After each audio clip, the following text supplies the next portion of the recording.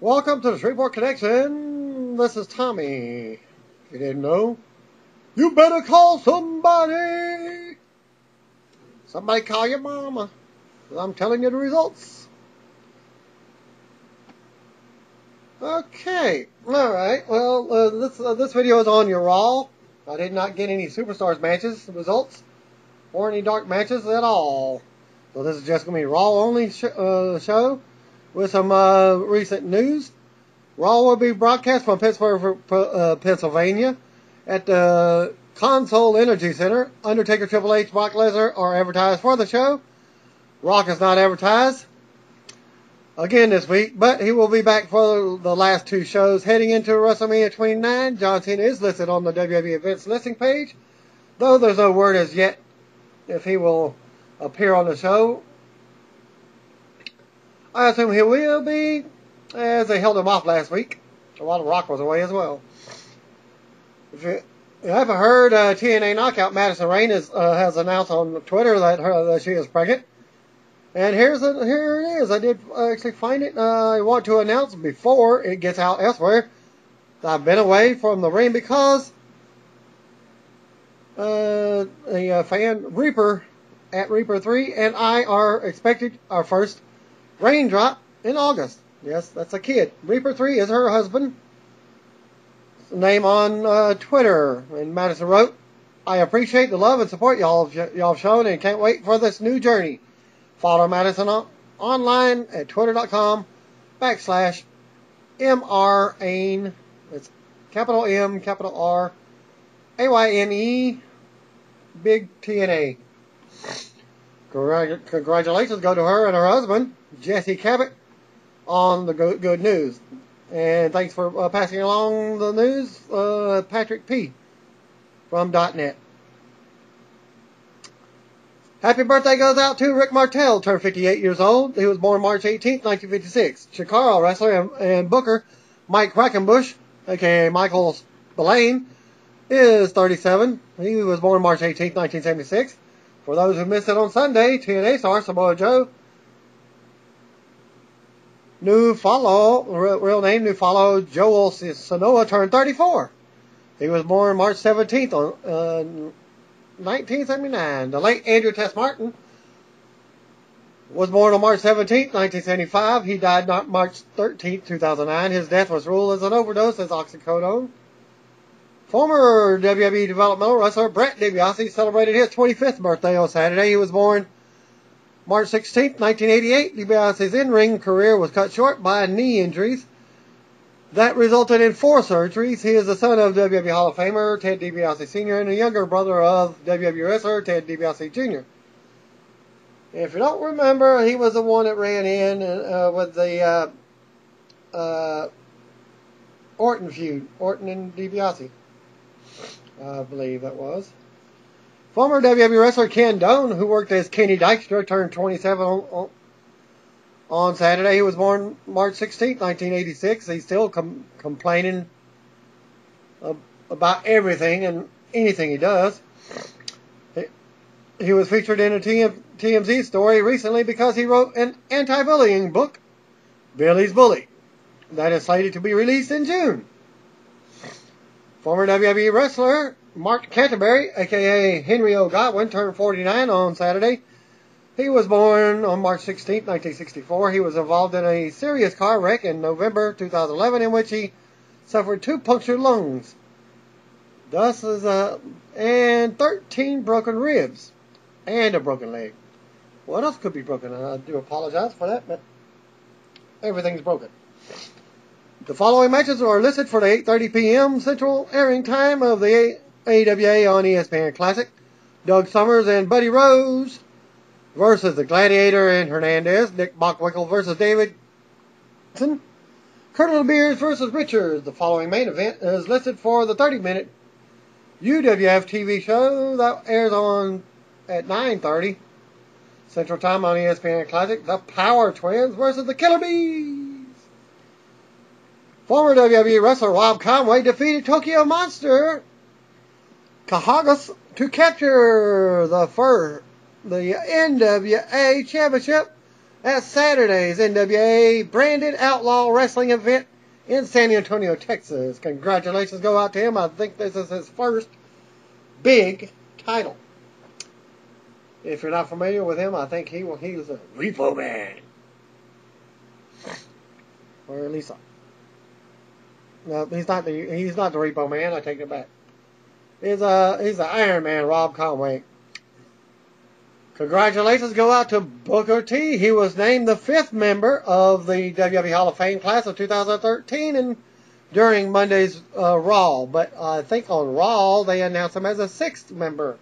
Please correct me if I'm wrong, if you heard it as a 5th or 6th, but I read that from the results. As I missed the first hour and a half, I caught the last 15 minutes of the second hour and the final hour. This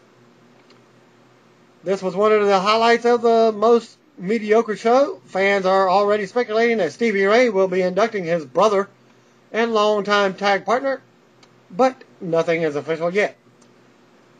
And now what you all been waiting for. Raw opened with a recap that focused on Triple H versus Brock Lesnar and Undertaker versus CM Punk. Michael Coleslaw and Jerry the King Lawler were on commentary. John Cena's music played and he headed to the ring. Coleslaw said that there were 15,464 fans in the building. Once the music stopped, Cena received more boos than cheers. He said he sensed there may be some Rock fans in the building, which received a mixed reaction. Cena said that there were folks riding with him, or if they're not, then they're with the Rock. You've got 20 days left to pick a side, as Cena said, while decked out in a new yellow shirt. He spoke about fans who haven't given up on him. The theme of his new shirt said he wouldn't predict a victory like he did last year, but he said he is focused and ready for WrestleMania 29. Primetime Players music interrupts Cena. Titus O'Neil came out wearing coveralls with an afro wig and glasses, while Darren Young was dressed in regular gear. Well, so far it seems like Pulp Fiction movie. O'Neil said that he is actually Rufus Pancake Patterson, and that he's the uncle of Titus. He said he's known as Pancake because he flattens dudes. Cena ran through the local sports teams to get some easy crowd reaction, and then said Pittsburgh also has good doctors who work with split personalities. The crowd wasn't into the players' routine, but they claim the fans want to see them more. Titus said his nephew should be on the cover of Cocoa Pebbles. He said he should go after Cena himself, but his gout is acting up, and he's 3 days away from collecting a Social Security check. I missed some comedy in the show, I guess. Titus and Young would face him. When Titus said Young should face him, Young backed it up. Cena told Young to step it up in the ring with him, and he would show him what it means to main event WrestleMania. Well, your first match was up. John Cena versus Darren Young with Rufus Pancake Patterson in his corner. Cena dominated opening seconds, but Patterson pulled Young to ringside, headed into a commercial break. Let me guess, Vince saw Titus clowning around and thought it was hilarious. It is one of those situations where you don't know where it's going, and thereafter it's hard to turn the channel. Though that doesn't mean it won't be easy to turn the channel once the segment ends and the bit bombs. After the break, Cena hoisted up Young, pointed at the WrestleMania 29 sign, and then hit the Attitude Adjustment for the win. The match took 4 minutes, 15 seconds. Well, probably maybe like a minute of in-ring time because they cut to the commercial. Was that it for Pancake Patterson? If so, that was really a corny bit. Obviously, the reason the match was a more commercial than the match is because they wanted Cena fans to stick around through the commercial break. At ringside, the announcers previewed the rest of Raw and then shifted their focus to Mark Henry versus Ryback match from SmackDown that featured the Shield interfering and Henry roughing up Ryback after they left. A shot aired of Ryback walking backstage. So we get match number 2, Ryback versus David Otunga. Ryback used his meat hook clothesline and shell shock to get the win. And in a minute and 35 seconds. Now, is that any way to treat the star of the call? The first couple matches did nothing for me. But at least they're not feeding the secondary champion to top guys. Of course, I assume that they're just having this for later. After the match, Ryback said he, Randy Orton, and Sheamus would tear the Shield apart at WrestleMania. Ryback said he and Henry's paths would cross again on the way to WrestleMania, and it would be feeding time. Henry's music played, and he walked up onto the stage. However, Teddy Long and Vicky Guerrero came out and stopped him. Vicky said she took Ryback out of the 6-man tag match at WrestleMania. She said that if he wants to be at WrestleMania, then he will go one-on-one with Mark Henry. A feed me more chant broke out as Henry and Ryback had a long-distance stare down. Ryback picked up Otunga and gave him the shell shock again. Lawler hyped the Triple H versus Brock Lesnar contract signing for later in the show. Coleslaw explained the circumstances of Hunter being forced to sign a contract without knowing the stipulation. And then we get a Fandango vignette shown. Okay, it's Fandango. It's Fandango. It's whatever the hell it is. The highly predictable switch to Ryback versus Henry is official. As they stated it was last week. Why are they redoing it again? Well, later on the show, I was confused because there was a match with Sheamus and well, later on, I've forgotten what did the results. I came in and just happened to see that match. Well, Fandango and his lady danced their way into the ring. A hanging Fandango logo lit up above the ring as the couple entered the ring and danced. She went to ringside and Great Khali made his entrance with Natalya. Highlights aired of Fandango leading Great Khali. Come on, Khali, why don't you do the same thing as Fandango? Correct my name, it's Khali. Can't mess that up. In pronouncing his name on SmackDown, back live, Fandango said Khali couldn't pronounce it, so they should give the beautiful, sensual slice of Canadian heaven, Natalya, to give it a try. She teased saying it, then told Khali to get him now. Fandango fled the ring. Fandango said tonight was almost the night you got to see the debut of Fandango. He was serenaded with "You Can't Wrestle" chants. As we all know, it's Johnny Curtis. The announcers then hyped Wade Barrett versus Chris Jericho versus The Miz and Triple Threat for the Intercontinental title later on Raw. Those chants were Fandango, not Great Khali. Really? Anyway, this version of the act is in the usual repeat mode that WWE introduces characters with. I'm ready to turn the page. I'm also bored as hell by the first 45 minutes of the show. Just reading the results. Did creative sit around daydreaming about tonight's debut of Bates Motel? Well, Coleslaw plugged Brock Lesnar as appearing on the cover of this month's Muscle and Fitness magazine. What a coincidence. I am actually on the cover of this month's Asses and Couches magazine this month as well. How'd you see? Couch? And my ass is on the couch. Well, maybe I ought to bring out the magazine. My own magazine. Match number 3, R-Truth versus Damien Sandow. Sandow cut a pre-match promo on his way to the ring. You're welcome. That's what I was predicting. Truth responded with a poem of his own that ended with, "You gonna get got." Truth has white pants on. The crowd didn't care about the match early on, and they were responsive with when Sandow walked out and was counted out of the match. And R-Truth won by count out in 3 minutes 40 seconds. So far, the show is a waste of time for me. I'm glad I worked. Wait for me, Sandow. I'm right there with you, walking out to the backstage. Speaking of backstage, the Bellas were hanging all over Cody Rhodes until Caitlyn showed up and said that they could have the mustache and he could have them.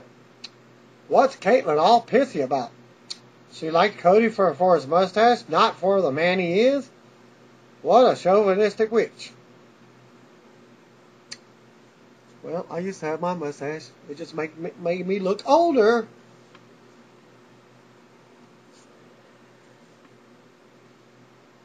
Alright, highlights aired from last week of CM Punk and The Undertaker at the end of Raw. Undertaker's music played and he made his entrance. Once in the ring, Taker said Punk sealed his fate when he decided to make it personal. There's no escaping what's going to happen to you at WrestleMania. He said, I'm going to hurt you, and I'm going to hurt you bad. Taker said Punk had a chance to save his soul. I want that urn back, Taker said. A Paul Bearer voice could be heard, and it's none other than CM Punk appeared on the big screen. He was mouthing the Bearer impersonation and moving the top of the urn as it was a mouth. Well, he apologized for not being able to hit the high notes. Woo! My souls, my brothers, my sisters. It's the impersonation. Well, while juggling the urn, Punk said a DQ or a countout still count as a loss for Taker. Punk said he doesn't answer to a higher power because he is a higher power. He said he's willing to walk through hell and endure whatever pain Taker sees fit to inflict on him. I will beat the streak, Punk said. I am the one that is going to end your undefeated streak at WrestleMania. I am the one 20-1. Punk continued to and he had to be censored. He picked up and said that the top nearly came off. Again, no disrespect intended, Punk said. I wish they would have gone with whatever the plan was before Bill Moody died. They've already resorted to Punk saying Taker's streak will end, and even if he loses by DQ or countout, it seems like they've given up on selling the average viewer on Punk being a true threat to pin Taker. Now it's all about paying to see Taker get his hands on Punk. I think they may have ultimately had to go there and they can use the DQ and countout threat to their advantage during the match, but it does take away some of the big match feel. Coleslaw spoke as a graphic showed the 5 WWE Hall of Famers. A replay of Punk dropping the urn was shown. Match number 4. WWE Tag Champions Kane and Daniel Bryan versus Primo and Epico with Rosa in the corner in a non-title match. Bryan sold for Primo and Epico early on. The live crowd was quiet. Though there was a mild pop when Kane took the hot tag. Kane got the better of the action briefly. AJ Lee's music played and she skipped to Malou to the ring. Kane still choke slammed Epico for the win. And the match took 6 minutes and 10 seconds. Michael Cole said that AJ has been upset ever since she was splattered with water and argued with Bryan backstage recently. It looks like they're setting up Team Hell No versus Dolph Ziggler and Big E Langston, as that has been rumored. And yes, it was. After that backstage segment, Josh Matthews interviewed Chris Jericho, Y2J, who boasted that he's held the Intercontinental title 9 times. He spoke about holding the title heading into WrestleMania. Fandango appeared on the interview set, and Jericho stopped talking. Fandango said his name. Jericho mocked his name with a bunch of comical names. Fandango said, Christopher will learn to pronounce his name properly. Jericho told him not to leave because he didn't get his movie tickets yet. You get it? Movie tickets? Fandango? Yeah, it's a Fandango site where you can get movie tickets. Very, very similar to Ticketmaster. The announcers announcers hyped Sheamus and Randy Orton versus 3MB and Cody Rhodes versus Alberto Del Rio for later. It looks like another rumored WrestleMania undercard match involving Jericho and Fandango coming together. Well, I was thinking another rematch with Wade Barrett and Jericho. Jericho was spirited and fun there, which is more than I can say for the rest of the show. I'm waiting for the bring back Eric Pankowski online petition. He's the guy that got fired a couple weeks ago, being the Fatal 4-Way with the Undertaker stipulation. Video recapping Alicia Fox and Natalya visiting Rwanda. Match number 5, World Heavyweight Champion Alberto Del Rio with Ricardo Rodriguez versus Cody Rhodes. Cody got a lot of offense early, but Del Rio came back and drop kicked him to the knee and knocked him off the apron, heading into a commercial break. In the end, Del Rio applied cross-arm breaker for the win. And the match took 12 minutes 35 seconds. After the match, Jack Swagger hit the ring and attacked Del Rio from behind. Ricardo climbed on Swagger's back to stop him, but Swagger quickly disposed of him. Del Rio recovered and traded punches with Swagger, and they tumbled to the ringside where Del Rio threw him into the barricade. Zeb Coulter was shouting encouragement to the fallen Swagger. When Del Rio looked up at Coulter, Del Rio grabbed Coulter by the collar. Swagger recovered and hit Del Rio from behind before he could strike Coulter.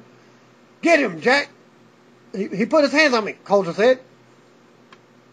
Swagger ran Del Rio into the ring post and then threw him over the announcer's table. Swagger and Coulter were leaving when Coulter stopped and pointed at Ricardo, who was just getting to his feet. Swagger performed a running clothesline on Ricardo and then applied the Patriot Lock. "Break it," Coulter ordered. Swagger wrenched on the ankle, and Ricardo sold it by crying out in agony. The best work in that segment belonged to Ricardo, who sold the effects of the Patriot Lock as if he had been strapped to the governor's torture chair. Then the announcers are recapping the previous segment. It was good to see the announcers stop and talk about the injury after the break, rather than just moving on to the next segment. The announcer set up a video that introduced Booker T as the 6th member of the WWE Hall of Fame class of 2013. A deserving honoree, the video showed a lot of WCW footage and chronicled his various major title wins. G.I. Bro was included, but the great slip during a promo on Hogan was not. Will we actually see a Stevie Ray appearance as the inductor? We'll just have to wait and see. Randy Orton's entrance for the handicap match took place. I take it back, they did include the setup for Booker's legendary slip-up. Funny. So we get the match number 6, Randy Orton and Sheamus. So there's your tag team for your WrestleMania match. And they are taking on a mystery tag partner, which will be found out after the results of this match. Well, they took on 3MB of Heath Slater and Jinder Mahal and Drew McIntyre in a handicap match, 3-on-2. Sheamus sold for 3MB early. Of course, it didn't last very long. Sheamus performed a bro kick on Mahal and McIntyre within seconds of each other. And then Orton come from behind, RKO on Slater for the win. When I was watching it, this match was so fast, I thought it was Texas Tornado match. Texas Tornado tag match. Because everybody was in the ring. Here's what happened after the match. The Shield entered through the crowd and surrounded. But while Sheamus and Orton were posing, their music had played, so they were already looking for them, waiting for them. Well, so it was the 3 Shield members coming down through the crowd that surrounded the ring. Momentarily, well, Big Show's music played, and he jogged to the ring and joined Sheamus and Orton in the ring. And looking down at the heel trio. The Shield backed off and left the ringside altogether. Show looked at Orton and Sheamus, and then pointed at Russell. Big Show points at the WrestleMania 20 sign, and then left the ring. Show left the ring, but not before giving them a look that said, "Well." And Big Show's music played to end the segment. The announcer set up G.I. Joe retaliation trailer just for you, the WWE Universe. Aren't we lucky? The announcers teased the Triple H versus Brock Lesnar contract signing for next. Or coming up. A simple and effective setup for Show joining forces with Orton and Sheamus. I like the touch of the Shield showing that they are a little intimidated by the babyface trio now. It also helps make the three of them teaming feel more important. The WrestleMania video aired. We're 20 days away. Match number 7. Dolph Ziggler with AJ Lee and Big E Langston in the corner versus Kofi Kingston again. Coleslaw reminded the viewers that Ziggler has until Money in the Bank pay-per-view in July to cash in his Money in the Bank contract. Wait a minute, I thought it was from WrestleMania to WrestleMania. Kingston was on a run and went for a move off the ring apron, but AJ distracted the referee, and Langston tripped Kingston in midair. In the end, Ziggler hit his finisher for the win while the referee wasn't watching, because AJ had the referee distracted for the Langston interference. And the match only took 4 minutes and 40 seconds. Without a commercial break, I think. Well, here's what happened after the match. Daniel Bryan and Kane walked onto the stage. Bryan congratulated Ziggler for his victory and for being the only person who could get the two of them on the same page. Kane said everyone has seen what Langston can do outside the ring, but he wants to see what he can do inside the ring. Kane challenged Ziggler and Langston to a match against Team Hell No. AJ Lee took the mic and said they accept the match only if they put the tag titles on the line at WrestleMania. Let me think about that, as Daniel Bryan said. He paused and then did the yes routine as Kane was saying yes as well. Announcers spoke at ringside, and then they hyped the video for the main event of WrestleMania, The Rock versus John Cena 2. Would be coming up after the break. This has been a rough show, but the undercard for WrestleMania is coming together. A graphic touted the success of the WrestleMania reading challenge. The announcers sat at ringside. Coleslaw said it had been an emotional ride for all of us, but perhaps not quite as much as The Undertaker. What? How has this been an emotional ride for viewers? Anyway, they set up a replays of the Taker and Punk angle from earlier in the show, and not just set up Rock versus Cena video again. Miz made the entrance for the Triple Threat match, a video package. Recap last week's setup for the Triple Threat match. Wade Barrett was already in the ring when Chris Jericho made his entrance with his light bright jacket. Match number 8 in your main event. Wade Barrett versus Chris Jericho versus The Miz in a triple threat match for the Intercontinental Championship. At 3 minutes in, Barrett was setting up Miz for a suplex, but Jericho snuck underneath him as he was coming from outside the ring, setting up the Tower of Doom superplex spot, heading into another commercial break. There were a series of good near falls after the break. Jericho showed some frustration when he was unable to put Miz away. Miz came back with a DDT at 10 minutes 50 seconds in and went for a cover momentarily. Coleslaw ruined whatever chance it had of being a good near fall by telling viewers that Miz was going to be the new Intercontinental Champion right before he kicked out. Barrett continued to sell on the floor as Miz and Jericho traded shots. Jericho caught Miz in a roll-up for a sneaky 2 count.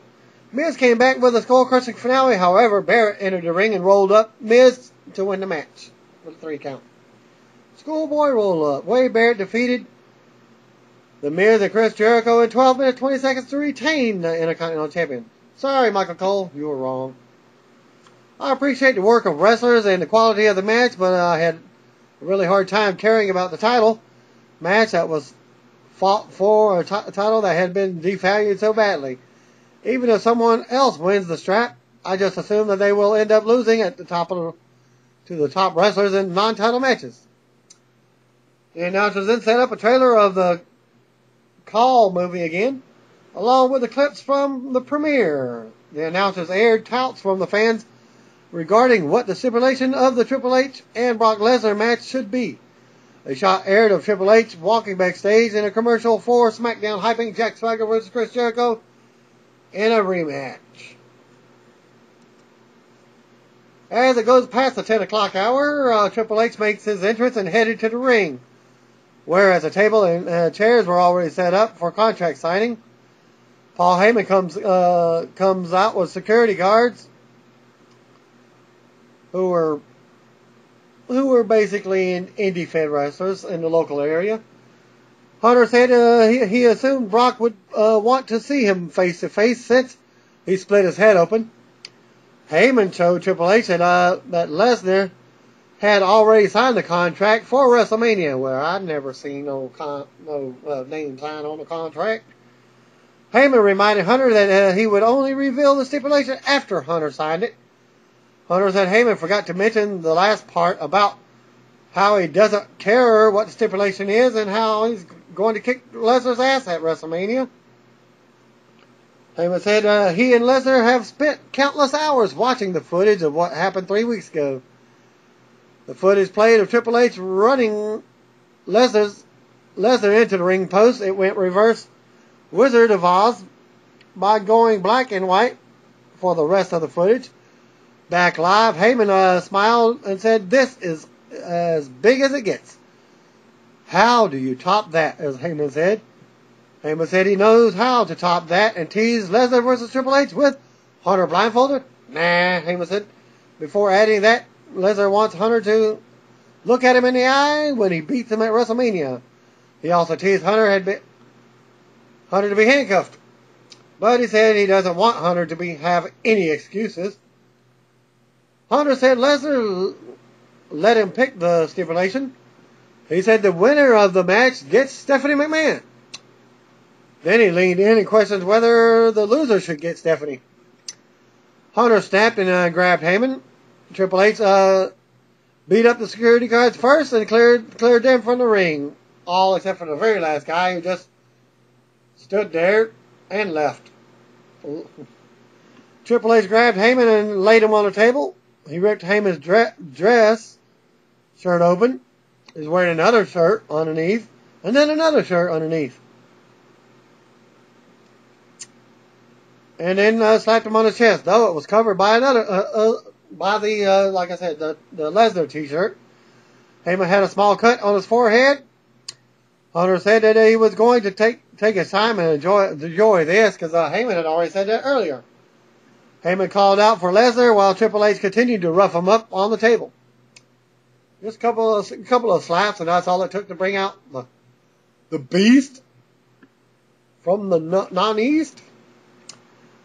Okay, Triple H ripped Heyman's shirt open again, slapped him on his chest again.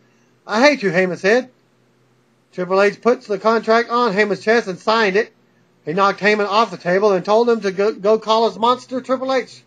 Threw one of the chairs toward Heyman at ringside. Brock Lesnar's music played as he slapped him again. Lesnar walked onto the stage with a chair in hand and slammed it down a few times on the stage. Let out a primal scream and headed toward the ring. Triple H pulled out a sledgehammer from underneath the table. That was attached to the table somehow. Triple H pulled out the sledgehammer, which stopped Lesnar in his tracks at ringside. Lesnar looked up at Hunter and smiled. Triple H motioned for Lesnar to bring it, but Lesnar and Heyman started backing away and walked around ringside.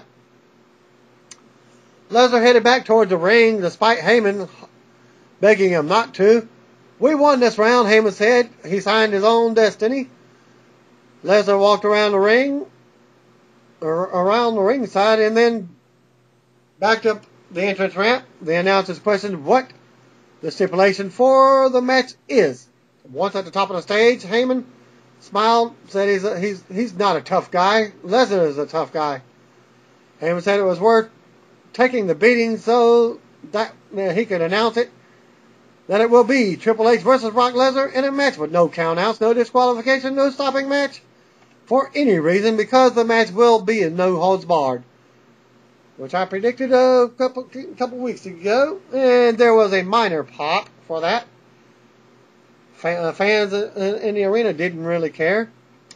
Heyman said he nearly forgot, and it might be due to the beating that he took.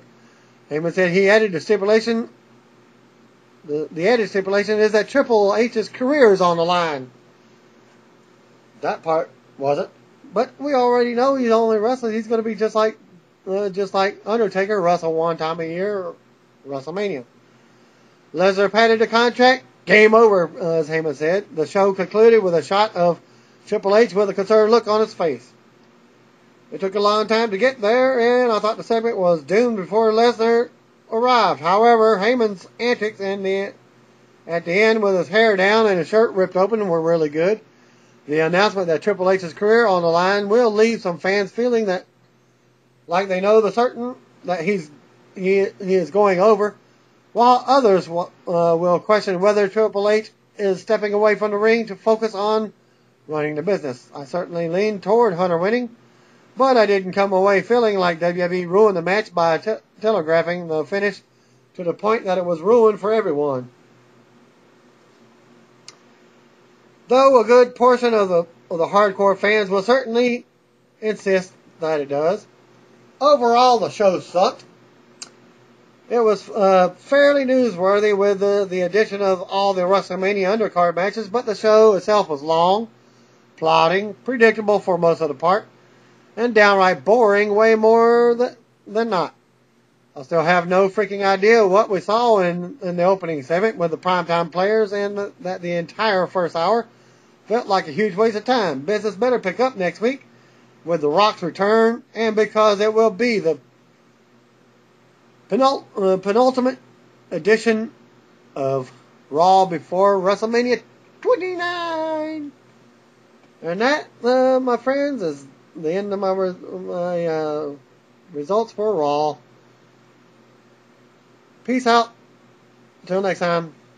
Tomorrow night, SmackDown results and more. Thanks again. God bless you all. Thanks for viewing.